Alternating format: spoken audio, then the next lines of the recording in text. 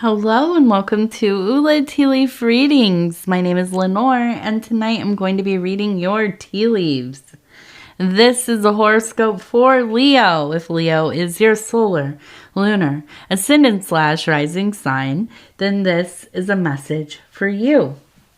All right, let's get started. And so we have the Ace of Cups as our card tonight. We are on the eve of the eclipse tomorrow. This will be coming out the day of the eclipse.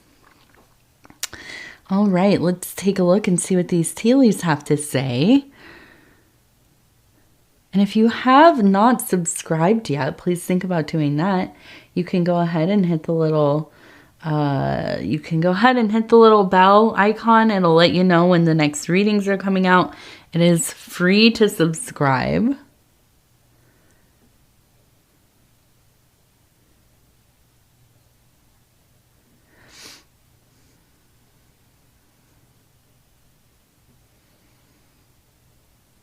Okay, so we have a castle there.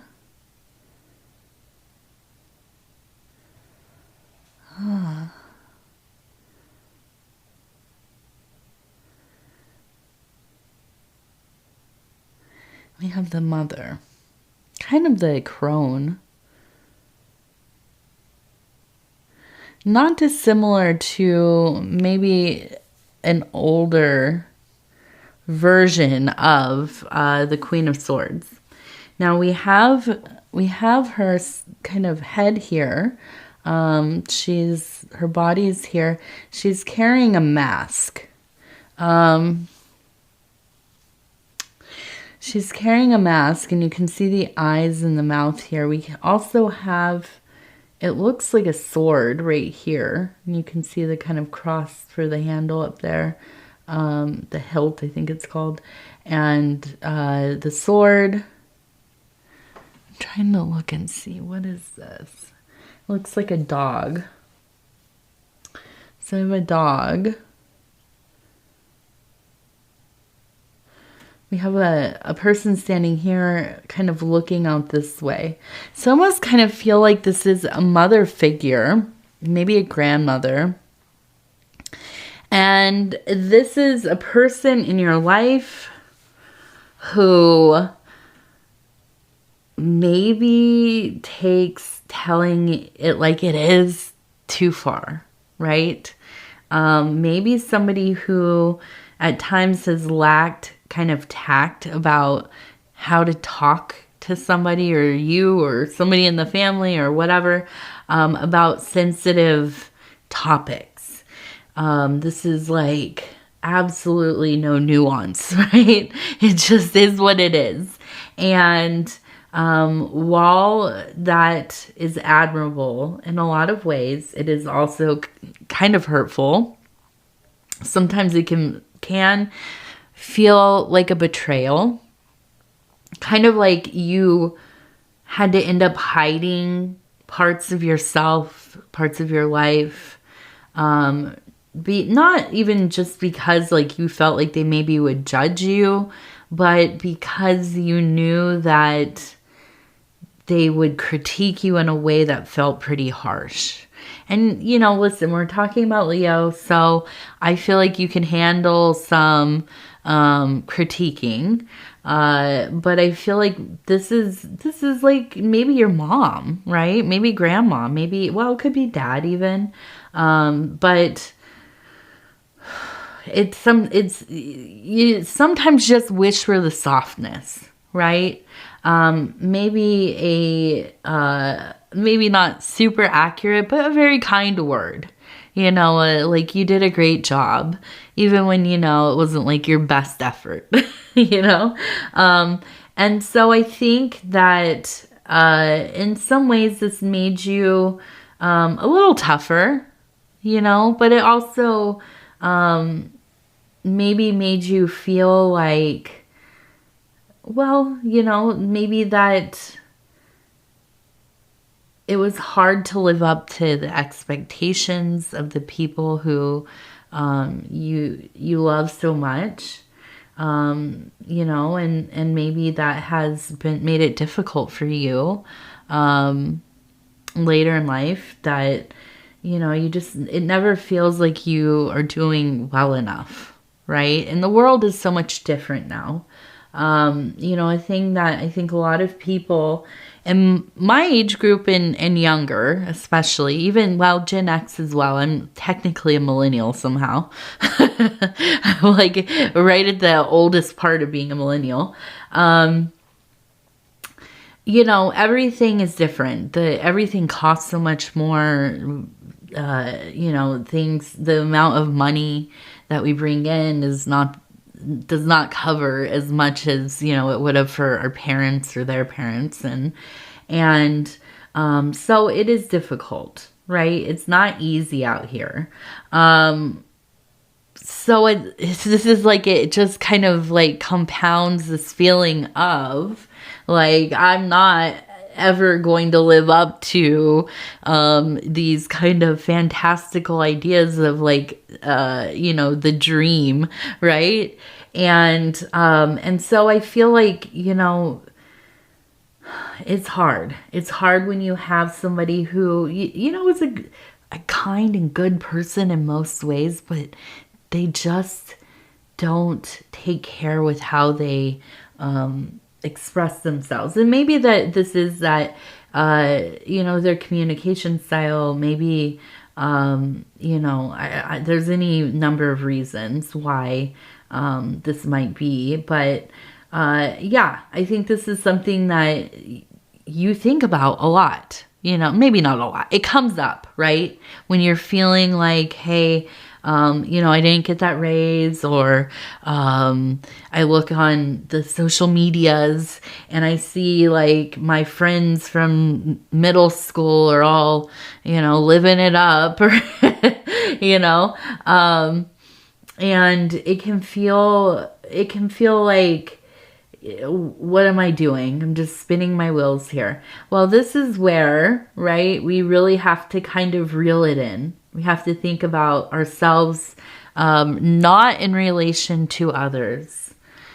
There's no reason to compare ourselves. You know, of course, we want to measure, you know, the path of our life and our growth and you know, the changes and the seasons and all these, you know, things, that the rites and passages that we go through.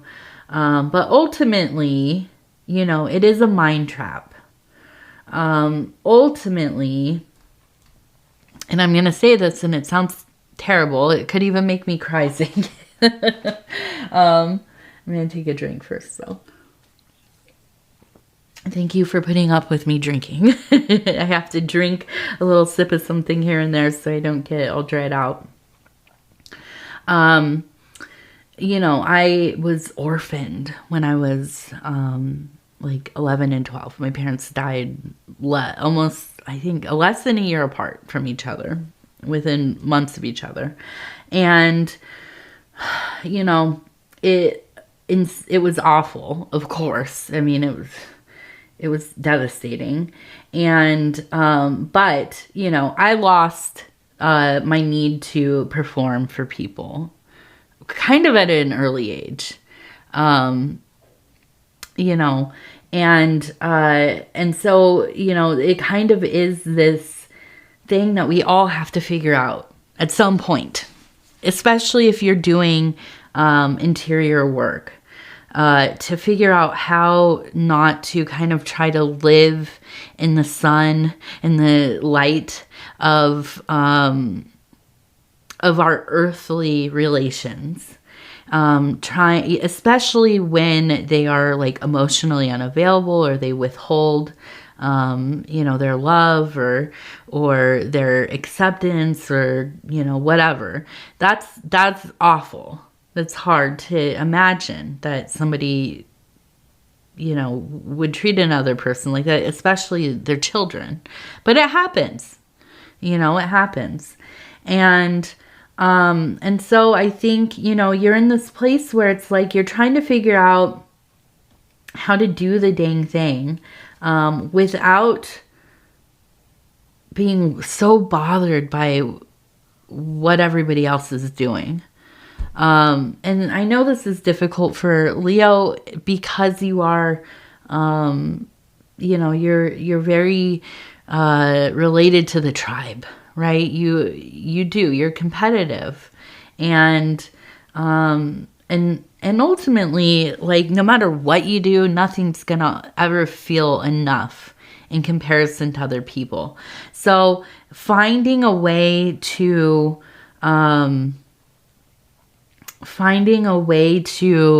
be fulfilled in your own journey, that's where it's at. Noticing how you feel outside of how everything makes you feel. How people make you feel, how they talk to you, how that makes you feel, and letting that really rule you. So I feel like this is a time where absolutely shedding these old skins. And I'm looking at this and it looks like a sheep, right? A large sheep here. And so it is kind of like shaving off that wool, right? Starting over with it. And I see we have M-E here. We have an M and we have an E. So there's this me, but also maybe it is, yeah, M-E. So I do feel like there's this sense of finding some little piece of bliss, of ease, maybe having to shut off the lines of communication if you are feeling like this is having a destabilizing effect on you. Taking some time. It doesn't have to be forever, but allowing yourself to, like, stop checking your phone. Stop worrying about, what, silly thing that so-and-so is saying or doing, or, whatever they're posting, and just kind of being in the world with yourself. And outside of looking at, what you ought to be wanting to do, what you ought to be desiring, going out and doing what feels good or right to you, right? Maybe going and finding, like, some kind of class to take. Maybe you do, like, intentional movement and you're interested in something like self-defense, and so taking like a martial arts class or something. Maybe starting to take up walking again. Maybe you're going to go do ceramics, or I'm trying to think of things things that you want to do. Go book hunting. And letting go of that need to kind of check in just for a few days while you kind of restore your sense of exploration and wonder, and, feeling, what's the word? Like, feeling like you're not being witnessed or sized up or judged or any of these things, and being around people who just have great love for you. That's another great remedy. So we also have a 21. We have a 19 right here. We also have 130, so 130. That's, again, 21, 19, 130. If those numbers mean anything to you.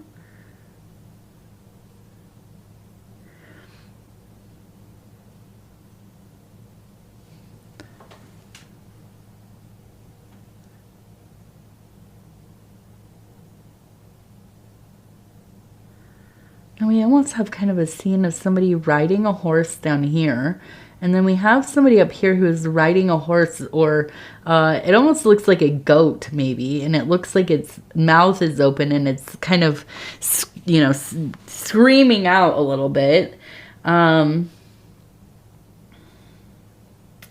I do feel like, maybe you have like a good friend. who has been around, who's kind of seen how things play out within your family dynamic. And really supportive. I think that this is somebody who, and maybe this is your partner, your spouse, but I do think that this is somebody who cares about you, and they have some insights about, you know, how to kind of help you decompress from these kind of run-ins with you know, whatever family member kind of gets you going here.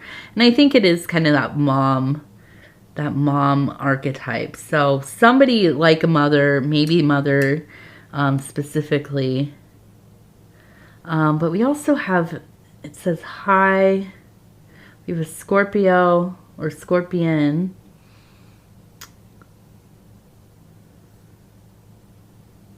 So I feel like somebody who who has passed, transitioned, trying to get through to you. And it looks like maybe their name, maybe this is related, but it looks like Leon, Leon. So maybe with somebody named Leon, or they have a Leon in their name. But I feel like they're coming through. And this is, I see a shooting star as I'm saying this. And also candy. I wonder if they kept some kind of candy in their pocket. Or they had it around the house. Like hard candy. I almost can hear like somebody crunching on hard candy as you're like standing there and talking to them. They're like chewing on this hard candy. And the shooting star, I feel like it's like maybe this will be something that you witness. And it'll be a reminder, hey, I'm with you. I'm with you. Yeah, and I feel like this is a very protective person. They look after you like fully, are around, and maybe they were a Scorpio. So if you know who I'm talking about, but you don't know like their sign, go check into it. I'm interested to hear if this resonates with anybody. Let's see. So we have a person here. We have, it looks like a rocket. We have somebody over here who's praying.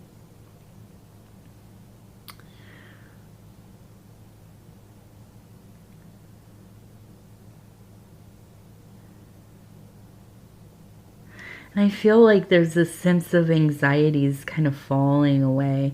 And there is this rocket up here. So that tells me there is a sense of wanting to kind of, you know, just fully take off from this place of all the little pieces of anxiety. And they're coming down into this pool of emotionality down here. And I feel like between a sense of motivation, moving forward, also a person of contemplation and prayer.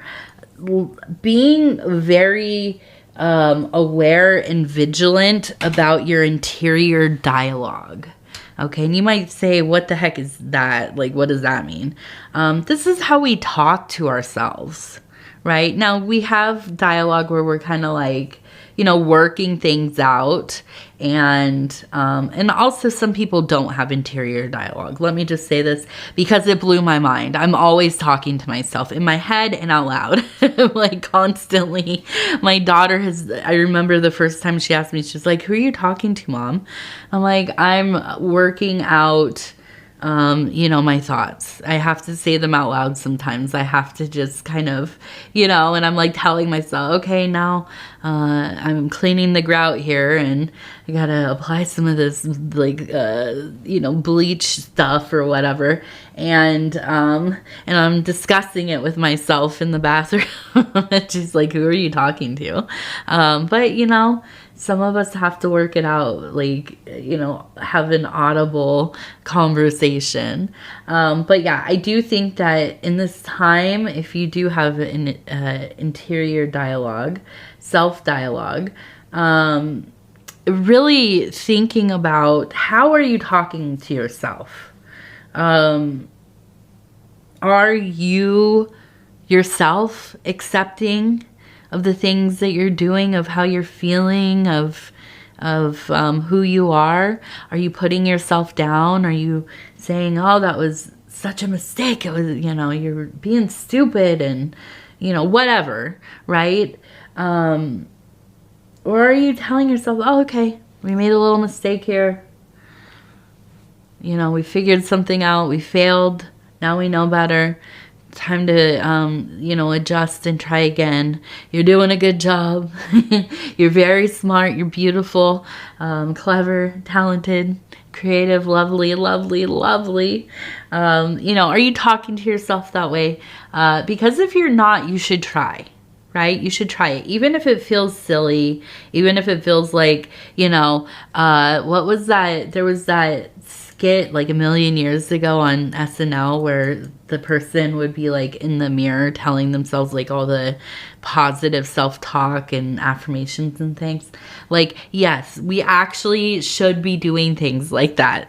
It maybe seems ridiculous and like a put on while you're doing it, but if you continue to do it every day, multiple times a day, you will be amazed how it begins to recode the way you speak to yourself. And I had this thing that I saw recently where it's like, you have to be like careful and mindful about how you speak to yourself, because nobody can find happiness when somebody is being mean to them all the time. And that's you, being mean to yourself. I thought about that. I was like, yeah, that's true. If you're like going to school every day and getting bullied and, being called names and told that you're not smart enough, you don't know what you're doing, you're worthless, these kinds of things, how can you find any ease in your life? How can you find any enjoyment? Well, if you think about it in those terms and think about, I'm with myself all the time. And I'm talking to myself terribly, trying to learn to switch that up, to heal that, could change everything in your life. I mean, it absolutely can. I'm a huge believer in it. I really do. And, it's hard for me too. I have such a hard time because I am super self-critical. I also try to escape feeling too much by joking a lot. I maybe joke a little bit on here, but in real life, I am always, kind of joking and kidding about things, and self-deprecating, right? And so I've had to learn, some of that's okay, because it is funny, but sometimes I have to like get a hold of myself and be like, okay, now I have to say 5 nice things about myself right now. Hurry up. And it does. It changes the vibe. So something to think about, at least. Now we have these indigo sage affirmation cards, and these are the air element. I'm just going to go ahead and flip through here real quick. We'll stop where it feels right. Okay. I love these cards. They're beautiful. The detail in the paintings are just, I could live in them. Now it says, flourishing imagination with your sacred heart as a compass, soul bright, create the new, and so it is. And so it is. Woo. Yes. I'm here for that energy. And this is the perfect time to be manifesting. We are beneath the, the moon is now eclipsing the sun. That's the one that's happening, right? Solar eclipse, yes. I couldn't remember for a second. So, yes, in the new moon energy, my goodness. Super new moon has me just tangled. I had such an intense dream last night. I haven't had a dream like that in months. And it was not pleasant, but it was not terrible either. But it gave me a lot to think about.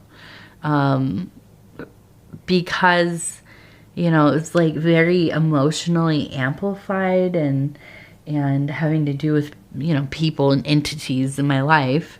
But it really all led back to my own self-work, looking at myself and, you know, how I've been behaving under stress and you